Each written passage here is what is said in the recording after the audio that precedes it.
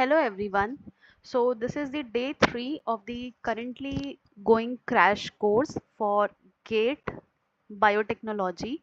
So this is the third day in which we will solve some more questions related to general biology, because firstly we have to like सबसे पहले we have to conquer our basics and then only we can go into the advanced topics and the complex one. So without further delay, let's start the video. So this is the question which we are discussing in the yesterday's video.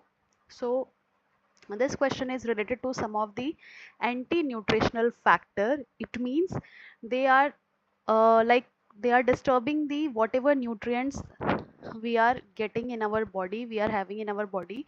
So in different way they are deteriorating that. So what are those anti-nutritional factor? Lectin, stachyose, phytate, NIDS type inhibitor. So lectin is a well known for a heme agglutination. It means lectins are what? Carbohydrate binding proteins. These are well known carbohydrate binding proteins, and they bind to the glycoprotein on the RBC membranes. So they cause clumping of the red blood cells, which is known as heme. Heme means RBC. Agglutination means clumping, which is a toxic one, because if your red blood cell will clump, यानी red blood cell जब रुक जाएगा, clump हो जाएगा, तो circulation body में नहीं होगा. सो बहुत सारे इसके disadvantage and serious side effects देखने को मिलेंगे. सो लेक्टिन का जो मैचिंग है वो किसके साथ होगा? Heme agglutination, because it is a carbohydrate binding protein and we already know there are so many glycoproteins on our RBC surface. तो ये हो गया. अब स्टैक्योज क्या है? स्टैक्योज इज अ ओलिगोसैकेराइड. स्टैक्योज एक ओलिगोसैकेराइड है जो कि क्या है, जाना माना इसका रोल ये होता है, फ्लैचुलेंस कराता है. यानी कि फ्लैचुलेंस का मतलब क्या होता है? गैस प्रोड्यूस करता है हमारे स्टमक में. It is a oligosaccharide which is not digestible by us because we lack the enzyme alpha galactosidase. Alpha galactosidase क्या करेगा? ओलिगोसैकेराइड के बीच का जो ग्लाइकोसिडिक बॉन्ड है उसे ब्रेक करेगा. तो ये हमारे अंदर ये एंजाइम है नहीं, तो वो प्रॉपर डाइजेस्ट नहीं होने की वजह से क्या होता है? फ्लैचुलेंस, बॉडी में गैस का प्रोडक्शन होता है. तो ये स्टैक्योस किससे होगा? फ्लैचुलेंस से इसका मैचिंग होगा. उसके अलावा आता है फाइटेट. फाइटेट नाम से ही पता होगा, phytate is a chelator of divalent cation. ये क्या करता है? चिलेट करता है डाइवेलेंट केटायन को. Its chemical name is inositol hexaphosphate. It is found in cereals and legumes. It strongly binds divalent cation like calcium, magnesium, iron, zinc. So अगर हमारे जो भी मिनरल्स हैं, डाइवेलेंट केटायंस है, वो अगर उनका बायो अवेलेबिलिटी कम हो गया तो क्या होगा? बॉडी में डिफिशियंसी हो जाएगा, यानी कि वो हमारे बॉडी में अवेलेबल नहीं रहेंगे हमारे कंजम्पशन के लिए, और इससे बायोकेमिकल पाथवे सारे इनहिबिट हो जाएंगे. सो इसका आंसर क्या होगा? इसका आंसर होगा chelates with divalent and reduces their bioavailability. तो इसका मैचिंग कर देते हैं फाइटेट का. सो फाइटेट का मैचिंग होगा सेकेंड के साथ में. और इसके अलावा जो फोर्थ है, फोर्थ का मैचिंग किससे होगा? फोर्थ का मैचिंग होगा needs type inhibitor. So they inhibit the trypsin and the chymotrypsin. Needs type inhibitor जो होते हैं वो क्या करते हैं? वो प्रोटीएज इनहिबिटर होते हैं. They found in soybean and legumes. Colour इसका चेंज कर लेती हूँ मैं. हाँ, तो ये फाइटेट जो है वो इससे बाइंड होता है. Chelates with divalent cation reduces their bioavailability. उसके अलावा ये जो इनहिबिटर्स होते हैं, they specifically inhibit trypsin and chymotrypsin because they are the protease inhibitor and they reduces the protein digestion and they causes the growth depression. Protein का digestion नहीं होगा तो ग्रोथ में हमेशा डिप्रेशन देखने को मिलेगा, ग्रोथ में हमेशा किसी ना किसी तरह का ऑब्जेक्शन देखने को मिलेगा. सो पी का मैचिंग 4 के साथ, क्यू का फर्स्ट के साथ, आर का 2 के साथ एंड एस का 3 के साथ. इस तरह से इसका करेक्ट आंसर हो जाएगा ए. ये क्वेश्चन था PYQ गेट का ही क्वेश्चन था ये, और कई बारी गेट में आया है ये इस टाइप के क्वेश्चन मैचिंग. तो इससे इजीली आपको 2 मार्क्स मिल सकते हैं. So this is the next part.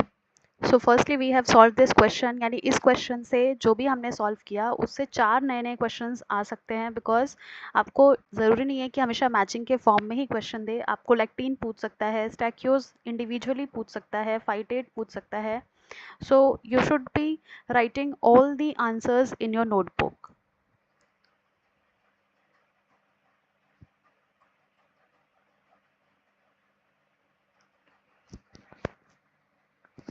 इसके अलावा सेकेंड टॉपिक पे चलते हैं, जो कि है सेल वॉल सिंथेसिस। ये क्वेश्चन मैंने अपने क्रैश कोर्स में भी कराया था, सेट और CSIR का जो था 2024 में। ये क्वेश्चन इतना इंपॉर्टेंट है कि कई सारे अलग अलग फॉर्म में, इंडिविजुअल फॉर्म में ही आया है, इसलिए मैंने ये क्वेश्चन को इंक्लूड किया है अभी के भी क्रैश कोर्स में।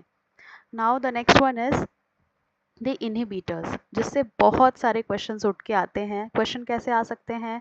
मैचिंग के फॉर्म में क्वेश्चंस आएंगे कि कौन सा इनहिबिटर है, उसका रोल क्या है, कैसे वो फंक्शन करता है, मैकेनिज्म ऑफ एक्शन के बेसिस पे क्वेश्चंस आते हैं। सो यहाँ पर क्वेश्चन में क्या पूछा गया है, क्वेश्चन किस तरह से पूछा जा सकता है। बेसिकली ये क्या है, ये माइक्रोबायोलॉजी, ब्रॉक माइक्रोबायोलॉजी का एक पिक्चर है, working mechanism of different antibiotics. So basically कौन से ऐसे एंटीबायोटिक्स हैं जो सेल वॉल सिंथेसिस को इनहिबिट करते हैं। Those are cycloserine, vancomycin, bacitracin, penicillin, cephalosporin, monomactam and carbapenems. So carbapenems वगैरह जितने भी हैं वो सब जाने जाते हैं सेल वॉल को इनहिबिट करने के लिए। उसके अलावा जो होते हैं फॉलिक एसिड मेटाबॉलिज्म को किसी तरह से प्रिवेंट करने वाले या इन्फ्लुएंस करने वाले, वो होते हैं ट्राइमेथोप्रीम और सल्फोनामाइड्स, ये होते हैं। अब इसके अलावा क्या इंपॉर्टेंट है, cytoplasmic membrane structure and function को कौन रोकता है, पॉलीमिक्सिन एंड डेप्टोमाइसिन। इसके अलावा अगर हम बात करें तो लिपिड बायोसिंथेसिस को कौन रोकता है, प्लेटेनीसीमाइसिन, प्लेटेनीसीमाइसिन उसको रोकता है। प्रोटीन सिंथेसिस आपको मोस्ट ऑफ द टाइम इस पे क्वेश्चन पूछा होगा, प्यूरोमाइसिन पे। CSIR के क्वेश्चन पेपर में भी अगर आपने 2025 का क्वेश्चन देखा होगा तो उसमें देखा होगा कि सी सेक्शन में एक मैचिंग था जिसमें ये क्वेश्चन 4 मार्क्स में, सी सेक्शन में क्वेश्चन कितने मार्क्स का होता है, 4 मार्क्स का, तो उसमें ये डायरेक्टली पूछा गया था। प्यूरोमाइसिन जिसमें एक ऑप्शन था, और टेट्रासाइक्लिन एक ऑप्शन था, एरिथ्रोमाइसिन एक ऑप्शन था, और उसके अलावा एक और एंटीबायोटिक का नाम दिया था और मैचिंग करना था। तो you can see how easily you can gain 4 marks in C section सिर्फ और सिर्फ मैचिंग से। तो यहाँ पे क्या है, एक प्रोटीन सिंथेसिस का इनहिबिटर है 50S इनहिबिटर। तो 50S इनहिबिटर के लिए कौन कौन से एंटीबायोटिक जाने जाते हैं, those are erythromycin, chloramphenicol, clindamycin and lincomycin. ये सारे जाने जाते हैं किसके लिए, प्रोटीन सिंथेसिस के इनहिबिशन के लिए। उसके अलावा जैसे 50S को इनहिबिट कर रहे हैं बैक्टीरिया के 50S राइबोसोम सब यूनिट को, वैसे ही 30S को भी कर सकते हैं। तो स्पेसिफिकली 30S के लिए कौन कौन से हैं, टेट्रासाइक्लिन, स्पेक्टिनोमाइसिन, स्ट्रेप्टोमाइसिन, जेंटामाइसिन, केनामाइसिन, एमिकेसिन, नाइट्रोफ्यूरेंस, ये सारे। तो आपको बहुत अच्छा सा नोट्स बनाना है और वहाँ पे लिखना है 30S को कौन इनहिबिट कर रहा है। ये सारे जो हैं वो 30S इनहिबिटर्स हैं। उसके अलावा 50S को कौन इनहिबिट कर रहा है, ये जो सारे हैं वो 50S इनहिबिटर्स हैं। You can C colour coding भी है, रेड वाले जो हैं वो 50S सब यूनिट दिखा रहा है, ये जो ब्लू वाले हैं वो 30S सब यूनिट दिखा रहा है। और RNA इलॉन्गेशन को कौन ब्लॉक करता है, एक्टिनोमाइसिन। तो ये भी लिख सकते हैं, एक इंडिविजुअल ही है और ये सबसे ज़्यादा इंपॉर्टेंट है। DNA रेप्लिकेशन में क्वेश्चन आता है कि DNA गायरेज इनहिबिटर कौन से हैं। तो कभी कभी क्वेश्चन में स्पेसिफिक क्विनोलोन्स का आंसर दे देता है, नेलिडिक्सिक एसिड, सिफ्रोफ्लॉक्सिन या नोवोबायोसिन। तो उसके अलावा चांसेस ये भी हैं कि क्विनोलोन्स भी पूछा जाए, मतलब डायरेक्ट अगर आपको क्विनोलोन्स भी दे रहा है, इंडिविजुअल ऑप्शंस नहीं दे रहा है, तो भी आपको इसे टिक करना है। इंडिविजुअल दे रहा है तो ये सारे नाम हैं। तो यहाँ से भी आपको गेट बायोटेक में you can expect matching question जो कि 2 मार्क्स का आएगा, या इंडिविजुअल 1। मोस्टली चांसेस है कि आपको मैचिंग देखने को मिले। तो अगेन ये आपको बहुत अच्छे से करके जाना है। नाउ नेक्स्ट पार्ट, अगेन एक मैचिंग क्वेश्चन है, match the following statement with the proteins involved in bacterial DNA replication. तो यहाँ पे डायरेक्टली मैंने आंसर मैच कर दिया है। आपको क्वेश्चन में मैचिंग करने के लिए देगा। सो सबसे पहले दिया है, also known as primase generates short RNA primers। हमने सेकेंड डे में कुछ क्वेश्चन सॉल्व किया था related to DNA replication. What are the factors, protein factors or enzymes which are available or present during the replication process और application फोक पे कौन कौन सा प्रोटीन फैक्टर प्रेजेंट रहता है। तो उसमें हमने देखा था so many factors were there. अगर आप, इसीलिए मैं सीरीज वाइज क्वेश्चंस लेके आ रही हूँ, सीरीज वाइज ये क्रैश कोर्स है। फर्स्ट डे आप ऐसा नहीं कि आप सोच रहे हैं कि फर्स्ट डे का नहीं देखा, सेकेंड डे का नहीं देखा, थर्ड देख लूँ, फोर्थ देख लूँ, तो ये थोड़ा सा एक रिदम बेस्ड है। सो सेकेंड डे का देखिएगा, उसमें हमने थ्योरी डिस्कस किया है, वो थ्योरी के बाद ही ये सारे क्वेश्चंस हैं। सो कौन सा है जो प्राइमेज के नाम से जाना जाता है, जो कि आरएनए प्राइमर्स बनाता है? So it is the DNA G. DNA G is responsible for the synthesis of short RNA primers.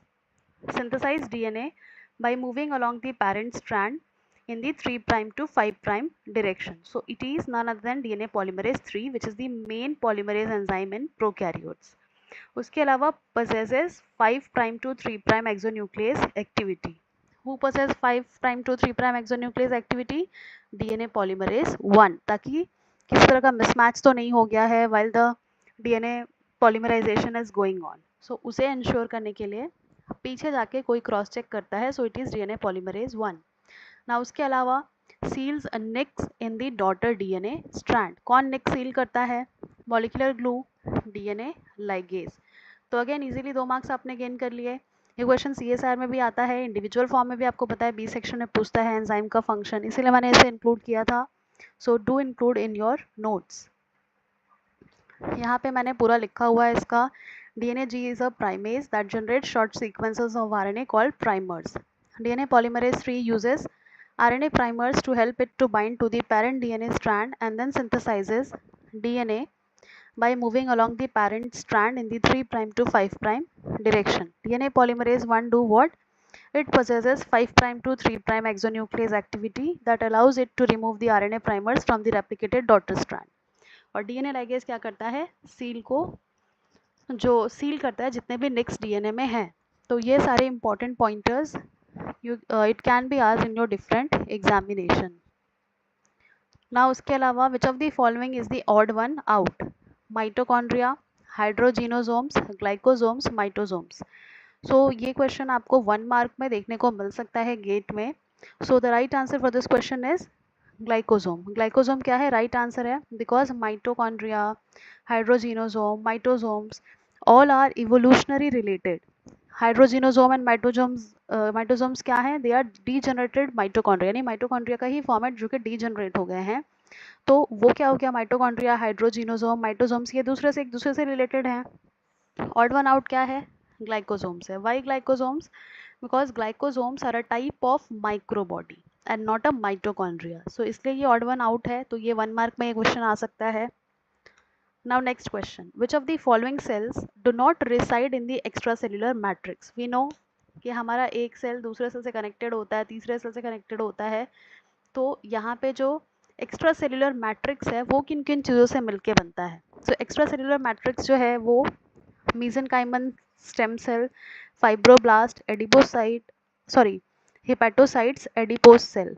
तो mesenchymal chymal stem cells, fibroblast, adipose cells, ये सारे ही जो हैं these are all resident cells of the ECM. Extra cellular matrix के क्या हैं? ये सब सेल्स हैं। अब ये क्या करते हैं? इनका काम होता है, अलग अलग फंक्शन का स्पेसिफिक डिसाइडेड होता है। बट हिपेटोसाइट्स क्या है? Hepatocytes are not a part of ECM, they are the liver cells which are not a part of ECM. So the right answer for this question will be hepatocytes. तो इस ऐसे questions जो मैंने अभी last कराया, odd one out या फिर which of the following is not a part of what ever be the specific जो क्वेश्चन होगा उसमें से कौन सा पार्ट में नहीं है, तो इस टाइप के क्वेश्चंस आपको देखने को मिल सकते हैं इजीली। ये भी 1 मार्क में आपको पूछ सकते हैं, या हो सकता है 2 मार्क में पूछ सकते, लेकिन ये बहुत ईजी सा क्वेश्चन है, डायरेक्ट क्वेश्चन है, तो ये 1 मार्क का आएगा। सो नेक्स्ट क्वेश्चन देखते हैं, which of the following is the odd one out? Again odd one out question. Elastines, collagens, spectrines, proteoglycans. So spectrine is the right answer because elastine, collagen, proteoglycans ये सब ECM के components हैं, यानी ECM में elastin भी होता है, collagen भी होता है, proteoglycans भी होते हैं, but spectrine नहीं होता है। ठीक है, तो इसका राइट आंसर क्या होगा? स्पेक्ट्रीन। तो थोड़ा सा समझना है कि कौन एक दूसरे से इन्वॉल्व है।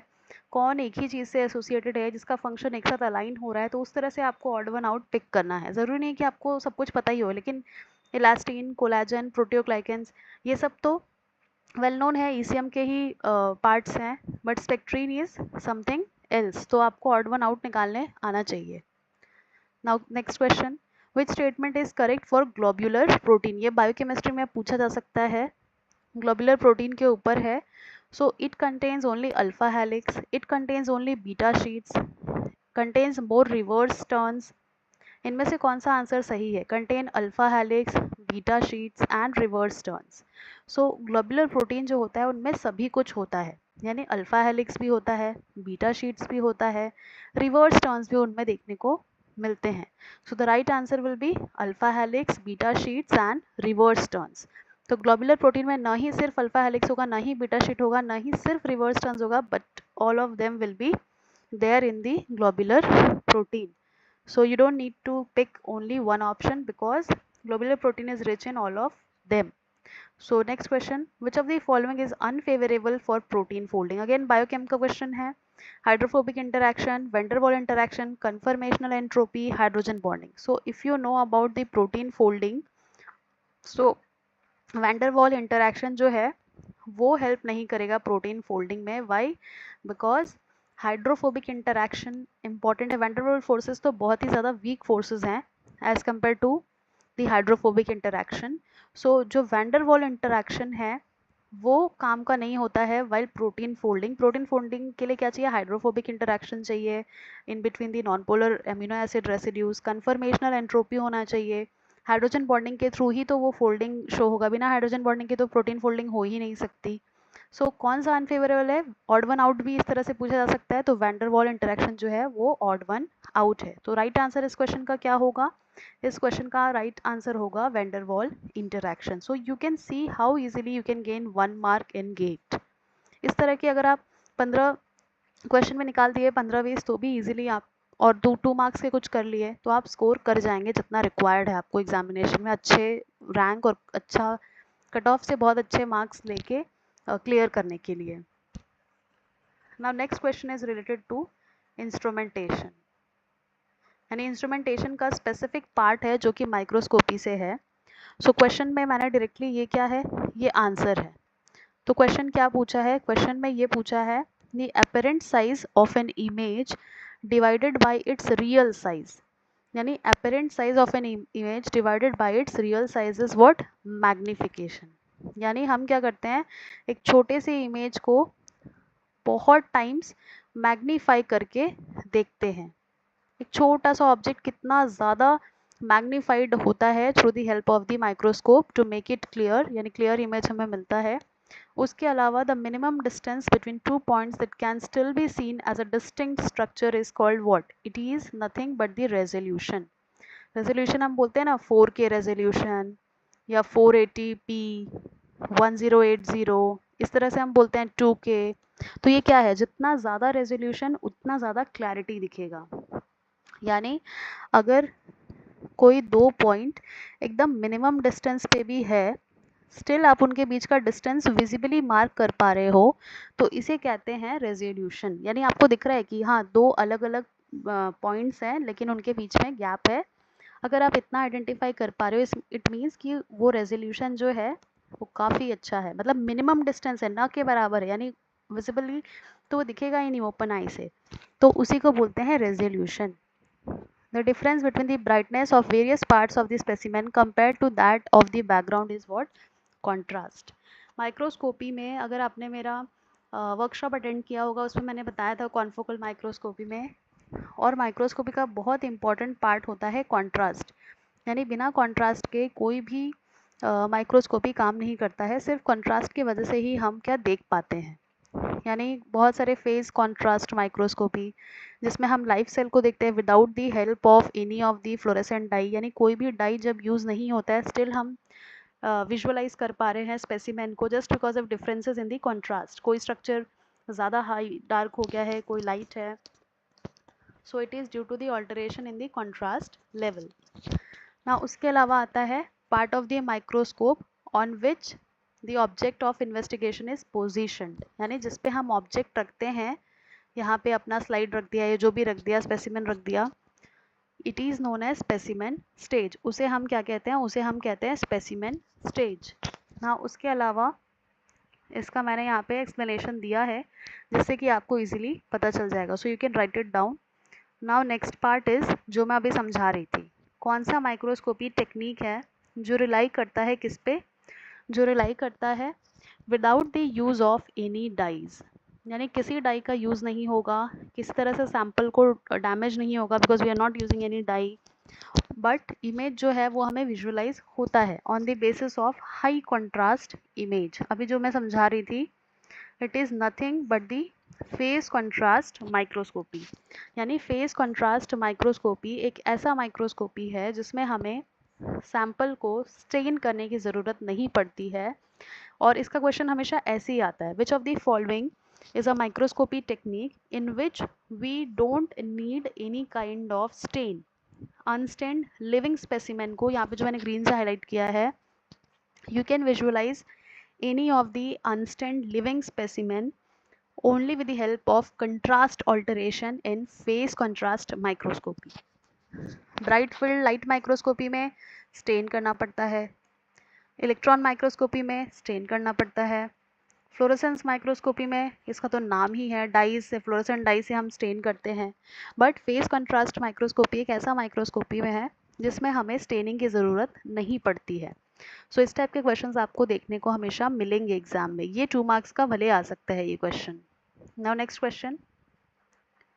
सो नेक्स्ट क्वेश्चन एक मैचिंग है जो कि अगेन इंपॉर्टेंट है। जितने भी मैं मैचिंग क्वेश्चन करा रही हूँ वो पर्पज़ ये होता है कि उससे आपको 4 अलग अलग क्वेश्चन का पैटर्न बताया जाए, 4 अलग अलग क्वेश्चन प्रोवाइड किया जाए through only a single matching question. So question में you can see you have to match the marker enzyme which is present on its subcellular fraction। यानी कौन सा एंजाइम कहाँ पे अवेलेबल होता है ये आपको बताना है सीधा सीधा। यहाँ पे मैंने आंसर मेंशन किया है, यहाँ पे डिस्क्रिप्शन मैंने मेंशन किया है। So the question is lactate dehydrogenase. So lactate dehydrogenase जिसे LDH भी लिख देते हैं। So lactate dehydrogenase is present in the cytosol, cytosol में ये प्रेजेंट होता है ना। इसके अलावा क्या आता है, एसिड फॉस्फेटेज। एसिड फॉस्फेटेज क्या होता है, it is nothing but the marker of lysozyme. Lysozyme क्या है, सुसाइडल बैग जिसे हम बोलते हैं, हाइड्रोलाइटिक एंजाइम्स इसमें होते हैं। सो एसिड फॉस्फेटेज कहाँ पे प्रेजेंट होगा, लाइसोसोम्स में। उसके अलावा है ग्लूकोज 6 फॉस्फेटेज। ग्लूकोज 6 फॉस्फेटेज कहाँ होगा, माइक्रोसोम्स में। उसके अलावा catalase, catalase is present in दी पेरोक्सीसोम्स। यानी अलग अलग जो ऑर्गेनील्स हैं उनका एक मार्कर एंजाइम होता है। It is just to confirm कि कौन सा आपने आइसोलेशन किया है। फॉर एग्जांपल इससे कंसेप्चुअल क्वेश्चन CSR में क्या आता है, CSR में एक क्वेश्चन बना देगा कि एक एक्सपेरिमेंट किया एक रिसर्चर ने, उसने मल्टीपल ऑर्गेनील्स को एक्सट्रैक्ट आउट किया है, यानी फ्रैक्शंस कलेक्ट किए हैं एक सेल का, साइटोसोल मतलब वो ABC दे देगा, A, B, C और D, और ये पूछेगा कि उसने जब सेकेंडरी एंटीबॉडीज़ लगा के वेस्टर्न ब्लॉट करके जब मेजर किया तो उसमें उसे मिला कोई एक मार्कर या what ever be the technique उसमें मेंशन हो, उसे एक एंजाइम एक मार्कर मिला जो कि बहुत ज़्यादा सिंथेसाइज हो रहा था उस पर्टिकुलर फ्रैक्शन में, one of the fraction out of ABCD, suppose acid phosphatase दे दे, तो what it might be, possibility कि वो कौन सा ऑर्गेनिल होगा, तो वहाँ पे ऑप्शन बहुत सारे मेंशन कर देगा। सो वहाँ पे आंसर क्या होगा, लाइसोजाइम। अगर लाइसोसोम्स, अगर आपको एसिड फॉस्फेटेज लिखा है, if it is written glucose 6 phosphatase, so you can write glucose 6 phosphatase है तो क्या होगा वहाँ पे, माइक्रोसोम्स आइसोलेट हुआ होगा, कैटलेज होगा तो पेरोक्सीसोम आइसोलेट। तो इस तरह से क्वेश्चन आपको डेफिनेटली मिल सकते हैं। So marker enzymes can be use to assess the yield and purity of a purified subcellular fraction. This is one of the most important questions जो कि आपको देखने को मिल सकता है अपने एग्जाम में, और ये 2 मार्क्स में आएगा। C सेक्शन में आया, CSR में 4 मार्क्स का आएगा। easily 4 marks / 2 marks you can gain in your CSIR or GATE examination respectively। so next part पे चलते हैं जो कि बायोकेमिस्ट्री से है। which of the following when the velocity of enzyme activity is plotted against the substrate concentration, which of the following is obtained। straight line with negative slope, straight line with positive slope, parabola or hyperbolic curve. So velocity of enzyme activity is plotted against the substrate concentration. So हमेशा एक hyperbolic curve मिलेगा, यानी इस type के question हमेशा आते हैं कि कैसा कर्व मिलेगा, क्या मिलेगा. सो हाइपरबोलिक कर्व हमें कब मिलता है, जब भी वेलोसिटी ऑफ किसका एंजाइम एक्टिविटी अगर हम प्लॉट करते हैं तो हमें एक हाइपरबोलिक कर्व मिलता है. जैसे अगर मैं बताऊं इस टाइप का एक स्ट्रक्चर, यहाँ पे क्या प्लॉटेड है, यहाँ पे km है और यहाँ पे क्या है, v max है y एक्सिस पे. तो जो हमें ग्राफ मिलेगा वो इस टाइप का मिलेगा. तो this is a hyperbolic graph, hyperbola plot of Michaelis Menten equation. तो ये डायरेक्ट क्वेश्चन है माइकलिस मेंटन यानी एंजाइम काइनेटिक्स वाले पार्ट से. सो यहाँ से भी आपको 1 मार्क्स मिल सकता है. ये सेम क्वेश्चन थोड़ा सा ट्विस्टेड फॉर्म में करके आपको सी सेक्शन में मिलता है, जहाँ पे आप 4 नंबर आपको इजीली गेन हो जाते हैं. सो आपको ऐसा नहीं है कि बहुत घुस के एकदम ज़्यादा डिटेल में पढ़ना है, थोड़ा सा कॉमन सेंस लगाना है. क्रिस्प, मैं इसलिए हमेशा बोलती हूँ क्रिस्प नोट्स बनाओ. जितना क्रिस्प नोट्स बनाओगे, जितने क्वेश्चन सॉल्व करोगे, आपको खुद ही एनालाइज होगा. क्वेश्चन सॉल्व करने की वजह से आपका जो एक्यूरेसी है, जो कॉमन सेंस लगाने का जो प्रैक्टिस है, it will increase, it will be amplified like so many times. So it is very very important to solve as much questions as you can. मेरा way of teaching ही होता है through questions, because I believe in कि theory आप book से पढ़ लेते हैं. अगर आप एक मास्टर स्टूडेंट हैं या बैचलर वाले रहे होंगे पहले, सो यू नो कि पढ़ना और एग्ज़ाम देना, लेकिन जो मार्क्स आते हैं हर बच्चा वही चीज़ पढ़ता है. 10 बच्चे 10 जो बुक्स रिकमेंडेड है रेफरेंस बुक उन्हीं से पढ़ते हैं, बट मार्क्स सबके अलग अलग आते हैं. कोई टॉपर होता है, कोई एवरेज होता है, कोई बिलो एवरेज होता है. Why is it so? It is only because of the way we are grasping what we want to grasp. Because हमको जो चाहिए वो हमें ही पता है. So it is only difference is that how you are presenting what you know in front of the examiner in your question paper. यानी जैसा आप अपने क्वेश्चन पेपर में लिख रहे हैं, जैसा आप दिखाना चाह रहे हैं एग्जामिनर को, आप वही चीज़ें लिखते हैं. जैसे कभी भी आंसर लिखने के लिए आप कहानी मत लिखो, बुलेट पॉइंट्स में लिखो. तो ठीक वैसे ही जब हम वहाँ से इवॉल्व होके, यानी वो ज़माना गया जब हम भर भर के एक एक पेज 2-2 पेज आंसर लिखते थे, बट अब स्पेसिफाइड जगह आता है कि हमें हाफ पेज ही आंसर देना है 3 मार्क्स का, 5 मार्क्स में सिर्फ 1 पेज ही हम फिल कर सकते हैं. So you need to evolve, you need to like upgrade your preparation level. वहाँ पे आपको भर भर के नोट्स नहीं बनाना है. You need to make the crisp notes. Crisp notes बनाओगे तो ईजिली आप याद रख पाओगे, ज़्यादा एफर्ट्स नहीं डालना पड़ेगा, चलते फिरते उसे पढ़ सकते हो. Try to make a flow chart, flash cards, colourful diagram से पढ़ो. तो ये सारी चीज़ें काफ़ी हेल्प करेंगी आपके माइंड में सब इम्पॉर्टेंट कॉन्सेप्ट को रिटेन करने में for a longer period of time. So all these things you have to apply in your preparation level. Now next question. So next question is, which of the following catalyzes the reversible degradation of 2-phosphoglycerate to phosphoenol pyruvate. यानी ये तो सीधा सीधा question है glycolysis से, इसमें क्या होता है क्या नहीं होता है. सो कौन सा एंजाइम है जो ये कैटालिसिस कराता है, यानी 2-फॉस्फोग्लिसरेट को फॉस्फोइनॉल पायरुवेट में कन्वर्ट कौन करता है. So it is none other than the enolase. Enolase is a catalytic enzyme that will perform this particular biochemical reaction. यानी इनोलेज का काम ये होता है. So it is very very important to memorise the glycolysis का सारा enzyme. तो यहाँ से एक कॉन्सेप्ट निकल के आ गया कि बायोकेमिस्ट्री में ग्लाइकोलाइटिक पाथवे जो है, it is very very important कि कैसे पायरुविक एसिड बनता है और उसके बाद में उसका क्या फेट होता है. ये सारी चीज़ों पे क्वेश्चंस हमेशा आते हैं एग्जाम्स में. The next part.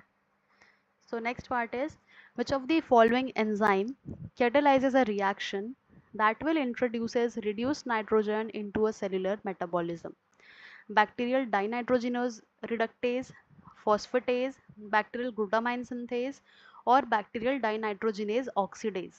So question में सीधा सीधा ये पूछा है कि कौन सा एंजाइम कैटेलाइज करेगा एक रिएक्शन जिसमें reduced nitrogen will be converted into two cellular metabolism. यानी which of the following enzyme will catalyze a reaction that will introduce reduced nitrogen into the cellular metabolism. reduced nitrogen की availability या introduction into the cellular entity कौन करवाता है, ये reaction को कौन catalyze करता है? So it is the bacterial glutamine synthase. यानी ग्लूटामेट सिंथेज जो है बैक्टीरिया में, it is one of the most sophisticated regulating enzyme known. इसका फंक्शन क्या है? It will catalyze a reaction in which reduced nitrogen is introduced into the cellular metabolism. कल भी हमने ग्लूटामाइन से रिलेटेड क्वेश्चन सॉल्व किया था प्रीवियस डे में. एनिमल सेल कल्चर का एक मैचिंग क्वेश्चन था. So you should write all the important terminologies in your notebook. तो कौन सा एंजाइम ये काम करेगा? It will be done by the bacterial glutamine synthase. Now next question. Anoxic condition develop at depth in temperate lakes because decomposition dominates over photosynthesis. Limiting nutrients do not allow photosynthesis at depth. Water do not get overturned, so the oxygenated water from above does not reach the bottom. Lower water are too cold for photosynthesis. Now see, question में क्या पूछा है? Anoxic condition. Anoxis means what? Anoxis का मतलब होता है lack of oxygen. So lack of oxygen condition हमेशा देखने को मिलती है डेप्थ में, यानी जितना हम गहराई में चले जाएंगे समुद्र के लेक में, उतना ज़्यादा हमें लैक ऑफ ऑक्सीजन वाली कंडीशन, एनॉक्सिक कंडीशन देखने को मिलेगी. तो ऐसा क्यों होता है कि डेप्थ में, गहराई में जाने पर ऑक्सीजन कम होने लगता है, ऑक्सीजन सिलेंडर्स की ज़रूरत पड़ती है डाइवर्स को? सो it is because of decomposition dominates over photosynthesis. क्योंकि हमें पता है जैसे जैसे गहराई बढ़ेगी, डेप्थ बढ़ेगा किसी लेक का, सनलाइट का जो पेनिट्रेशन है वो कम होता जाएगा. यहाँ जितनी सनलाइट पहुँच पा रही है, आप यहाँ पे इमेजिन करो, यहाँ पे उतनी सनलाइट नहीं पहुँच रही है डेप्थ में, गहराई में, बॉटम में. सो वहाँ पर क्या हो रहा है? फोटोसिंथेसिस तो हो नहीं रहा है. फोटोसिंथेसिस नहीं होगा सो ऑक्सीजन कहाँ से बनेगा?